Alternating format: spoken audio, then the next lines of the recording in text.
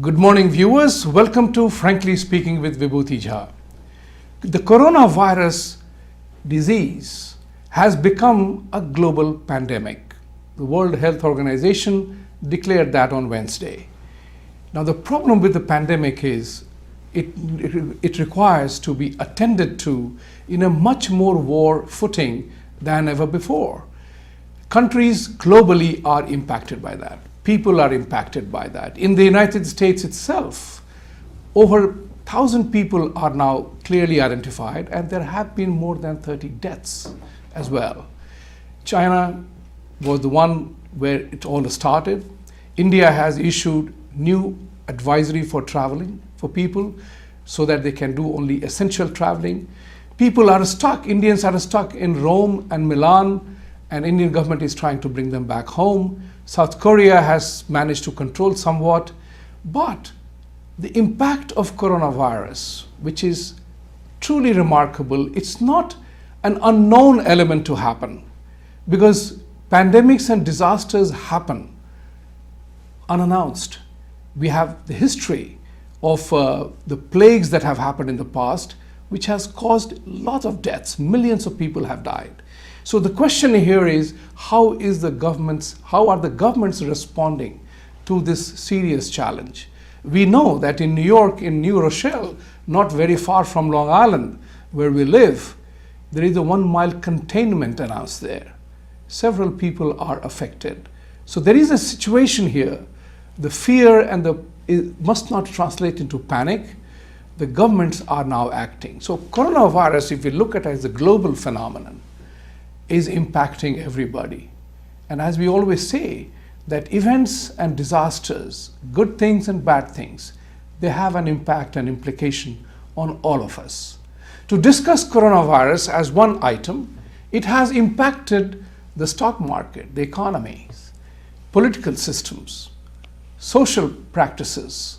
Hopefully, good for the religious part of it, wonder it will ever happen or not. But it has an impact all over the place. Entertainment is one, sporting events are another. So people are now kind of becoming very aware so that it doesn't spread. The good part of coronavirus is it's not an airborne disease. It is a contact part of it. So therefore, its ability to kill is much less than Ebola virus, which was there, because it killed people in a particular locality. So to discuss coronavirus and a couple of other issues that we talk about, I have great privilege in welcoming Dr. Krishna Jhaveri.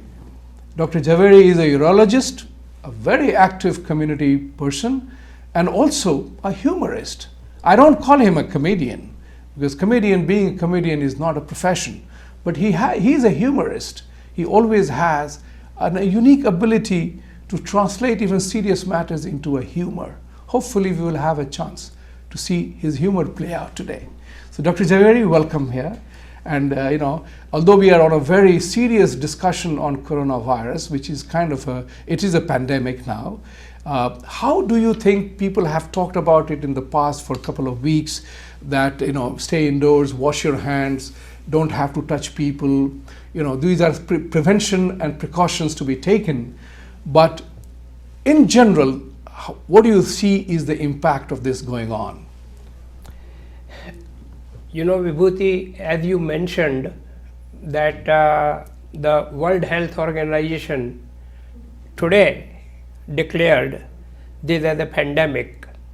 That means it's not anymore an issue of any particular country or local issue. It has become a worldwide issue. And as of today morning, there are approximately 103,000 cases that have been reported worldwide to be affected by the coronavirus. As you mentioned, that it started in the China, in the city called Wuhan, and as far as we know, that it was contracted by the animal. They are not very clear about which animal, but they think that it could be a bat or kangaroo or many other animals, pork, but it is acquired by the animal to man. And once it came in the Wuhan, it spread very fast. Unfortunately, the Chinese government did not declare it soon enough until it became a widespread and started noticing globally. So like you mentioned that there are several issues associated with it, and we'll discuss in more detail about it. See, one of the biggest things that has happened is because it was in China and because of quarantine and things like that to happen, China is one of the world's biggest supply chain connecting producers and manufacturers and consumers all together of goods and services, products and services. So Chinese impact is direct on every single economy. As of we know, $6 trillion worth of loss has already happened on the stock market. Now, discussing the economic impact of this one, because now we live in a remarkably interconnected world, in a global environment. So, everything, from medicines, like for example, the United States has said that we will make sure that no longer are the life-saving drugs manufactured in China. We should do it here itself. So there will be a shift, I expect, and I anticipate, that there will be a definite shift in economic activities of manufacturing, production, supply chain, so that we here are not impacted if something happens elsewhere. So it's a precautionary step, but it has long-standing impact on the business the way we do. Everybody knows, lots and lots of US businessmen had manufacturing facilities in China, bringing and selling it at a US prices. Their profit margins were huge. That is going to be impacted. So talking about the economy part of it, so looking at the $6 trillion have gone away from the market, President Trump has been trying to bring about some economic stimuli. So providing credit to small business owners, giving them tax breaks, tax credits, to put more money in the hands of the people to spend, and also to make sure that the goods and services are available. And here is a very important thing. I believe the role of media becomes very important, because we are media too. Because media continues to play, that creates a panic. Because remember, whether mainstream media is always talking about breaking news, this news and that news. So every hour update creates a scare. It's like the nor'easter. It's coming after 6 days, 16 inches of snow, maybe 1 inch less or more. But by that time, people are running to the stores, stocking up stuff for that one day, because we do not know what is going to happen. So media also must educate people. At the same time, they must not become instruments of panic. So link up the whole thing, Dr. Jhaveri, and share your thoughts on this matter, that how as a media, technology has brought about a tectonic shift in the impact of media and the message is delivered. So from that point of view, how do you see that people maintain care and not overreact? I think you are absolutely right. What is the biggest fear of the coronavirus? It's a panic. Right. It's a fear. It's like a bad name if somebody got it. Right. That is what is the coronavirus. The people, of course, should definitely take precautions. People should be aware that there is a virus, but it has become so fearful that even common person is scared of going anywhere. And I think that should be addressed, like you mentioned, that media and other sources have made it so scary that people are scared to even go out of their houses now. Right. And as you can see, that today they announced that Italy is practically closed down, the whole country. I mean, I don't know if it's excessive or No, it is important measure. You are totally right. It definitely seems excessive, but as the saying goes, if prevention is better than cure, so if you better shut it down for 2 days to stop the flow of the virus the way it could happen. Now the question here is, it is happening globally. Entertainment is affected very severely. Entertainment industry would be affected very severely. Think about it.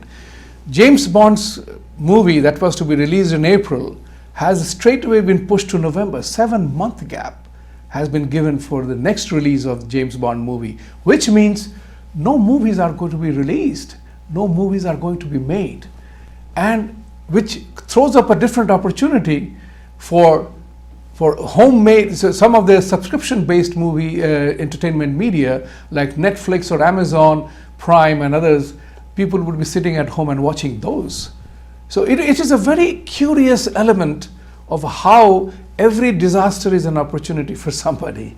Right. So for example, in Europe right now, one of the, even in the US, people have said that basketball games will not be played with the same strength of audience that watches the game because everybody is so close to each other.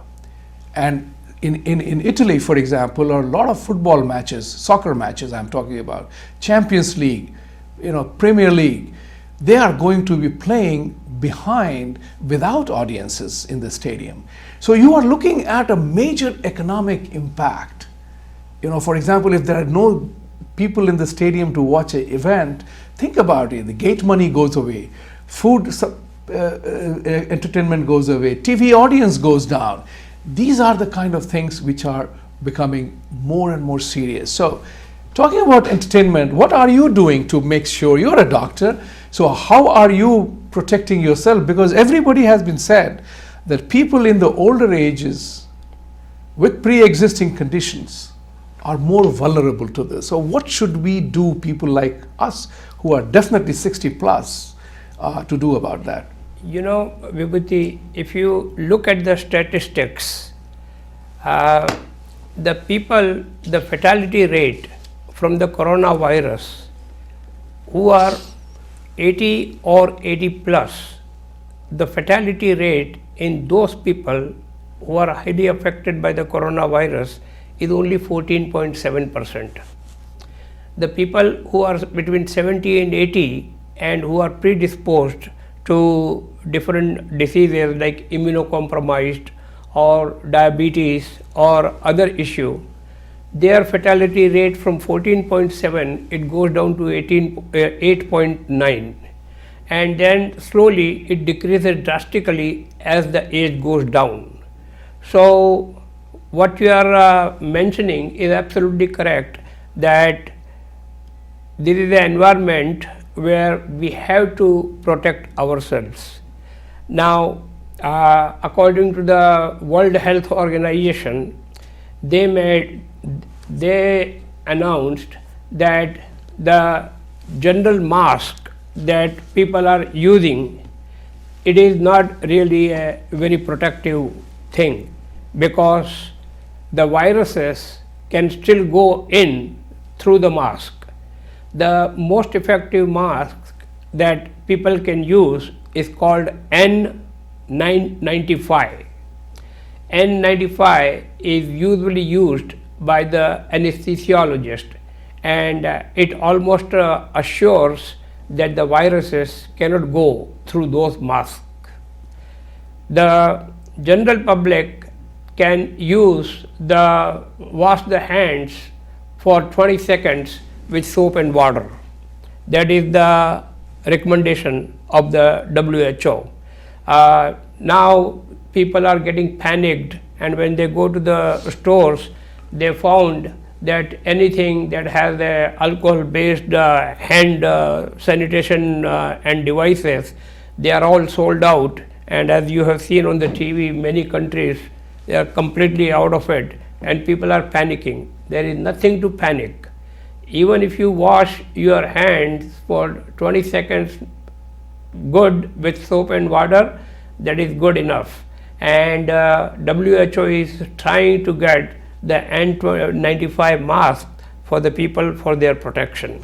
which is a good news that, there have been bubonic plague where 14 to 15 million people died. You know the history of that.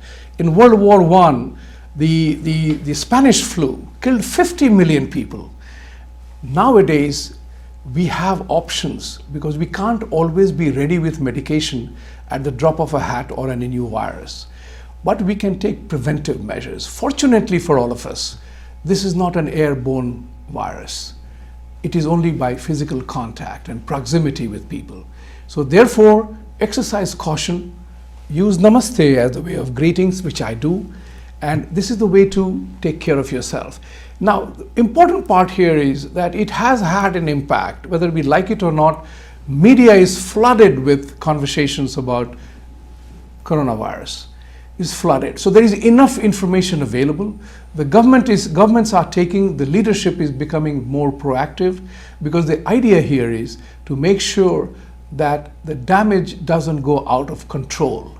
And I think the United States, and aided by many other countries, the awareness is very strong. And I saw a video of a Chinese doctor who was talking about the fact that it hurts your immunity system.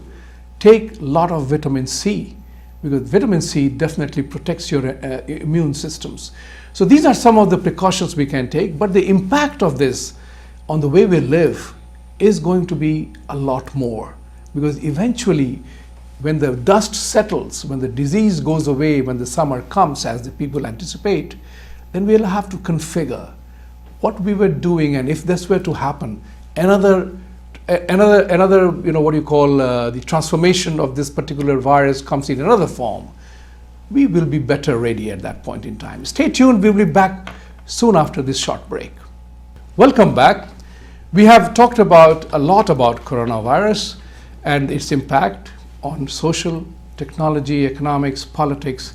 The only thing that one needs to be careful about, this particular thing brought about a market correction in the US. The market correction was expected. The way the market was going, nearing 30,000, Dow Jones and all the indices were hitting 30,000, people were anticipating that there would be a market correction. This is a presidential election year. So remember one thing, people were fearing that if there is a market correction, the whole blame will go on to Trump. But the lucky man that he is, you can't blame coronavirus on one person as a presidential policy. So playing politics with it will backfire, because this is not planned interference in the market to cause a pandemic. Therefore, political leadership requires at this point in time that everybody behaves responsibly, and that's very, very important.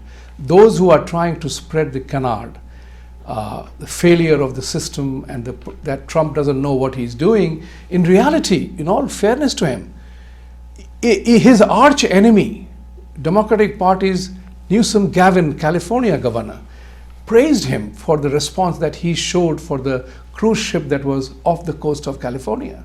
So this is the time for unity to play out between each one of us, cutting across barriers of people the way we are.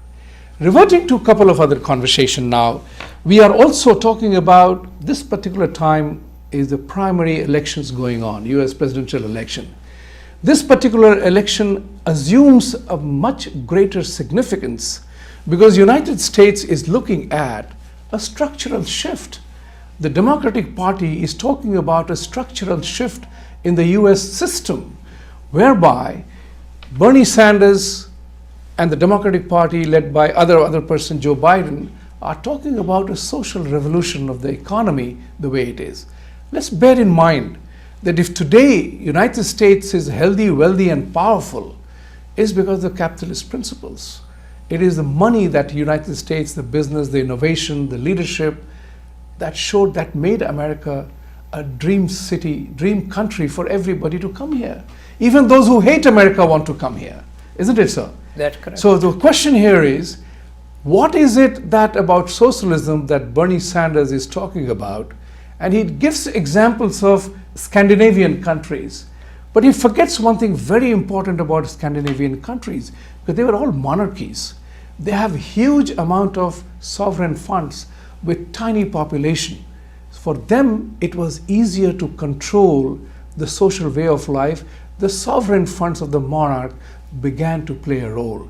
So to quote an example of Scandinavian countries, to say that they are following democratic socialism, so we must do, we forget this is an individual enterprise nation. There is no sovereign US government fund. Chinese have a sovereign fund. Scandinavian countries have sovereign fund. Middle East countries have oil-related sovereign funds. So they can impact the life of individual by giving something which is in their control. In this situation, when you talk about socialist structure, remember, even socialists want to come here. They don't want, nobody wants to come to America to remain poor. They want to come to America for prosperity. So Dr. Jhaveri, as a very aware person, as a community activist, how do you see, is the Democratic Party really drifting away from the core strengths of America in the name of the people, as they say? For American people want this. No, American people want to prosper. They don't want to be run by the government. What do you say about that? Well, like you mentioned that while the Bernie Sanders has very extreme ideas, at the same time the Joe Biden is very mild. Yeah. And surprisingly, the Joe Biden apparently is doing well, and probably is going to win the Democratic nomination. So it's all the politics, It is the vote bank thing, but it's important. When Mr. Bernie Sanders, when he spoke after his defeat in the second big primaries when he lost Michigan and other places, he made a very keen observation. And he said that he had lost because the voters of 60 plus went to Biden.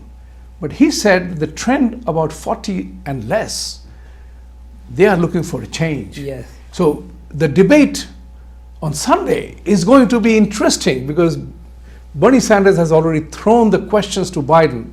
How are you going to win that segment of population? So this is going to be a ferocious election. It's not going to be easy win for anybody. But the question here again is that while the problem of income inequality exists in every country of the world, income inequalities have been a lifelong issue. The question is, what is the way to attend to that? Government is the last instrument to prescribe solutions, because my favorite Professor Friedman, Nobel Prize winner economist, once said that if you let the government manage the Sahara Desert, in 3 days you will have shortage of sand. So that is the inefficiency of the government comes in, because governments are not designed to be economic masterminds. How do you explain that part of it? I have no idea about how the government plays with the economy. Yeah. I know that whatever the Donald Trump is doing, it has been the good for the country. Yes. And the Democrats, they have been throwing all kind of ideas. I don't know how practical it is and how it's going to work out, because there are a lot of issues with the Medicare and Medicaid and health and other things. So let's talk about your expertise, medical. Like for example, Bernie Sanders has said that Democratic Party is saying Medicare is a right, it's not a privilege. You have been a physician for a long number of years. You have benefited from the system, and you have now retired from your practice, have you? Yeah. Okay. So the question here is that seeing the medical profession the way it is, because that's the hub of the whole problem. Because now people are talking about $50 trillion needed under Bernie Sanders' plan that will ruin the whole process the way it exists. So the question here is, what real reform is required so that people do not suffer for lack of medical care? Your thought on that? You see, what Bernie Sanders is saying, that Medicare for all. Now, imagine that how much the government will have to spend to give the Medicare for every single person in the country, and where they are going to get the money from. There is always a huge budget deficit every year, and to get the money for Medicare for all, it's almost impossible task, and I do not know how they are going to. Like I said, I am not an economist, and I do not know how. But you have seen the medicine industry, the pharmacy, the practice of medicine has changed. My friends of the first generation physicians, they said, we made boatload of money. Absolutely. But the second generation, the youngsters are not going to make the same kind of money. So you have seen that practice change, whether insurance industry got into play or the practice change, because sometimes you see that the doctor submits a bill for $150, insurance approves $9. Yeah. And then the rest is my responsibility. Or they say that they can't ask the patient. So how does the doctor survive at $9? Well, that is the problem. That is why, all these HMOs came into the existence, because politically, when they said that the Medicare is expanding X amount of dollars, so they created all the HMOs, and HMOs said, if the Medicare is spending $1,000 per patient, we will do it for $800. And what they did, they squeezed the hospitals, they squeezed the doctors, they reduced the payments of the doctors, they reduced all other medical facilities, lab, X-ray, everything.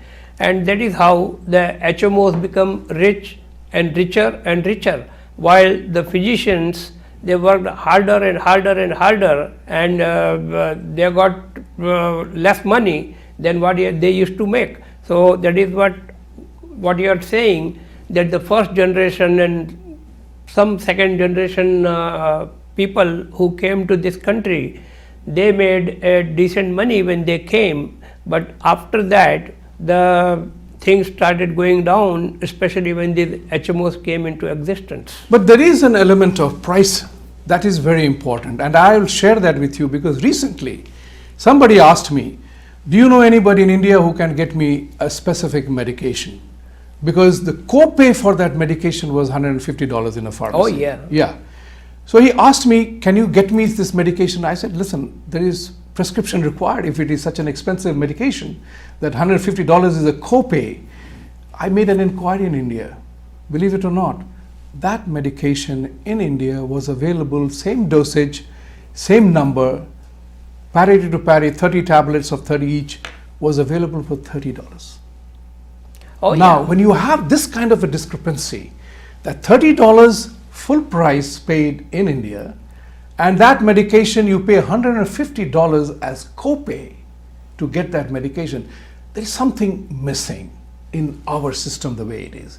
I personally feel that US medical system is great. It takes care of the patient. But the pricing makes you wonder. And that's something which is very, very important to attend to. And it happened to me on tennis part of it. Playing tennis, I hurt my knee, and I was asked to do orthopedic surgery. And when I was asked to do the surgery, 3 doctors told me $500 to $1,500. In one of my trips to India, I was in a hospital, went to meet a friend of mine, and I asked him, how much do you do this for?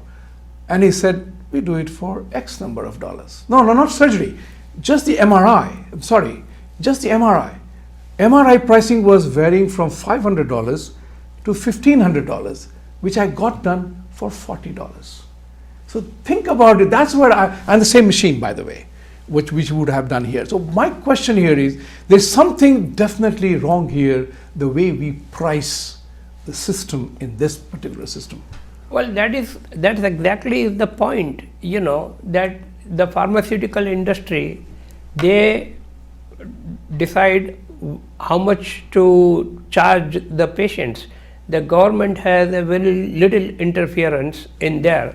Like you say, that there are so many medications and so many people get the medications from India, because although we stay over here, they are so expensive, and even the co-payments, that people prefer to get it from India, right, rather than getting from here. So what is the fix? How do we fix it? Well, Mr. Trump has actually asked the pharmaceutical companies for controlling the price. Right. Right. So how will it happen? They just ask. Nothing has been done. Right. The challenge of the private sector. And I think in this particular moment, the capitalist system is the best system, just as democracy is the best of all the worst governing systems. Capitalism allows you lots of other options to grow. That's the beauty of the whole system. In the democratic socialism pattern, the Americans are, I dare say, that Americans are remarkably naive about it. Bernie Sanders and Joe Biden, Democratic Party, are promising the moon. And as Paulo Coelho, a famous philosopher who wrote many books, he said, it's very easy to promise to give what you don't have, or you don't have to give. Because that's the important part. Whether it's Bernie or Biden, both of them have to take the help of Congress and the system, whether they will be able to get that done or not. This is another important element. Presidential election is critical because somewhere along the line, we Indians are more impacted in this election. We'll talk about this right after this short break. Welcome back. We were talking about the American politics. One of the things which I notice in this particular election cycle, in these primary cycles, is there's two things have happened which have been remarkably visible to everybody. You can't ignore that. The bonhomie between Mr. Modi and Mr. Trump has led to a very special relationship out there. At the same time, the Democratic Party is somewhere along the line, is all of them towing an anti-India frame of reference. They all have time to sermonize India on human rights. Bernie Sanders talks about, it looks like calculated statements being made to hurt Indian democracy, forgetting the fact that India is the world's largest democracy, however chaotic it may be. But it is the world's largest democracy, and Prime Minister Modi was elected with majority in the parliament just recently, 2019, just 6 months ago. The question here is, what is it that is making the Democratic Party take Indians as taken for granted? Because 80% of the Indians vote Democratic. We don't ask for anything. But this time the cycle looks very, very strange.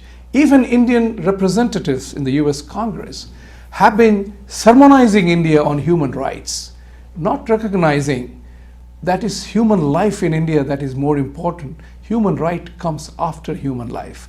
So here is a very interesting example. On Wednesday, I believe that one of the young men, Indian young men, Amit Jani, and I'm taking his name, the New Jersey resident, who has worked with many Democrats in the past, was eased out, or reportedly he was put out by the Joe Biden campaign because of certain insistences by Muslims in Joe Biden campaign that he was supporter of Modi, his father was a Modi friend, and the whole story was built around Hindutva, not recognizing what Hindutva is all about. The question here is Democratic Party abandoning Indians, or are we taken for granted? Our votes were almost assured. Indians are Democratic Party supporters, they will vote. Why is that assumption being made? And how do we respond as Indians, as Hindus, as Indians, to this part of the Democratic Party behavior? I think you are absolutely right that most of the Indians, when they came from India, whether it's the first generation or second generation, they were all democratic, and without any thinking. Say, most of the people are here for last 30 years, 40 years and 50 years, and they have been voting for the Democrats without realizing that what are the impacts.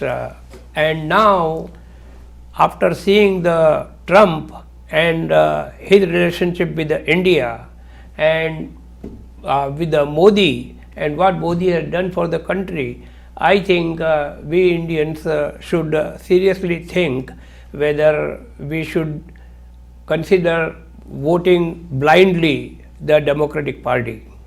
I totally agree with you, and because the reason is very simple. Because what I'm observing this fact. What I'm observing is that the Pakistani lobby has made an entrance in the democratic setup, and they are driving the anti-India narrative in both Bernie Sanders campaign as well as Joe Biden campaign. which is not good. Maybe it is driven, Democratic Party has one point agenda, defeat Trump. It's a very good, strong rallying point, for Democrats. But that's not the winning formula. Your winning formula is about what you are offering to people. And to that end, they are offering free medical, free school, free college, everything free. Again, that's the challenge in America. This is the country that taught us there is no free lunch. And these people are talking about free school, free medical, free everything else. As the saying goes, if somebody is offering you something free, beware. Don't blame yourself. Blame yourself after that if you fall into that trap. Because it's easy to promise to give what I don't have to or I don't have. So it's the political play, because capturing the vote bank is the advantage of democracy, and it's also a disadvantage, because then it becomes a challenge in more ways than one. Coming to that aspect of Republican Party, President Trump got liked by India very much because he was the first political leader in the world who addressed terrorism the way we perceived it. Because in India, we suffered from Islamic terrorism brought from the neighborhood. Trump addressed that front end. That's the reason why Indians began to have hope that perhaps there will be a settlement. But then again, international politics is of a very different cup of tea for people. It's not easy. For Indians as such, is it time now for people of your and my generation to step up and support our second generation Indians? Because our children are Hindus in name only. I'm sorry to say that. Majority of the Indian children, second generation, are Hindus in name only. They are all, settled into the American way of life, and as a result of which they accept the liberal interpretation of human rights, forgetting that the life, liberty, and pursuit of happiness begins with life. There is no pursuit of happiness and whatever else comes. There is no human right if there is no human life. So I was going to say that what ought to be, that we are professionals, we are educated, we are not suffering for want of anything here. What ought to be our approach to the whole scenario? Our approach to this particular election campaign that is going on. Indians are targeted. Yeah. Yes. Yeah. I think that the Trump has been very good to India. Yeah. Recently, everybody must have noticed that he gave $3.6 billion worth of arms and ammunition to India to fight the terrorism, because he is aware that on one side there is a Pakistan and on the other side there is a China. So having a friend in the US and having a friend in India is beneficial to both of us, and therefore I think Indian people should consider that Democratic Party is not the only answer. Yeah, I totally agree with you. It was very important for our mindsets to change. Exactly. Because there is one thing about our Indian mindset, that we are so besotted by peace and calm, and that's bothersome, because at some point in time it begins to hurt you. What I mean by that is, if you know that your enemy doesn't mean well to you, you got to prepare. Remember one thing, whether you are a vegetarian, Jain, or vegan, doesn't matter. You don't take arms. We don't get up in the morning to pick up a sword or a gun to kill somebody. We are not that type of people. That's not the way of normal life. But even if you are a completely believer in non-violence, but if your child is attacked, then you will do whatever it takes to protect your child. At that time, you and I will not worry whether I lose my life or not. And to that end, when you have an emergency or a critical situation like that, what we have to do is to prepare for that. And that preparation is key of the mindset. Complete Indian bureaucracy, political system is always seeking aman ki asha, whereas the enemy is working behind our backs, right in front of us, to hurt us every which way possible. There comes a point in time when you have to remember Ramayan's Lakshman Rekha, that you have to draw a line this far and no further. So that's the point which I am trying to say, that we Indians have to reorient our thinking. Yes. That you cannot do this beyond a particular point in time. Exactly. What must happen for us to rethink that? Well, that is what we just mentioned, that the Indian people should think that what the Democrats have done for the Indian people and what the Republican Party is doing for not only Indian people but for India, our motherland, and then decide that which party is good for India and for Indians, and make a decision who they should support it. No, actually, in reality, in one of the next programs, I'm going to work and I will come with evidence and proof to find out as to which president under which leadership of a party has done what for India. Let's kind of make a critical assessment of that, because it's important to be practical about it, pragmatic about it, because just because Mr. Bill Clinton made a breakthrough with India relationship and went and danced as a holy dance in India and towards the end of his second term, doesn't mean it is romantic. At the same time, it was Bill Clinton who imposed the sanction on India. So we have to remember the geopolitics of the governance part. Where do we stand in relation to this? At this point in time, I'm sorry to say that we Indians virtually stand alone in this universe. There are 156 countries that are Christian countries. There are more than 56 Islamic countries. We are 80% Hindus, but we are a secular country. And what we have to remember to tell the Democratic Party, that if you attack India, if you attack Modi, you are attacking 80% of the population. Exactly. There. You have to remember that you cannot do that, because India is home to every single ethnic belief system in the world. Mm-hmm. Right? Sikhism has its origin there. Jainism has its origin there. Buddhism has its origin there. Yeah. And we are home to every persecuted religion in the world. To India to be attacked on its secular credentials annoys me. Your thought on that? No, I agree with you that India being 80% Hindu, and you can see how much riots these days have been going on in India between Hindu and Muslim, and in Delhi there are so many people are killed, and the Muslims are creating a lot of problems in India, and it should be addressed. Why should we be so secular?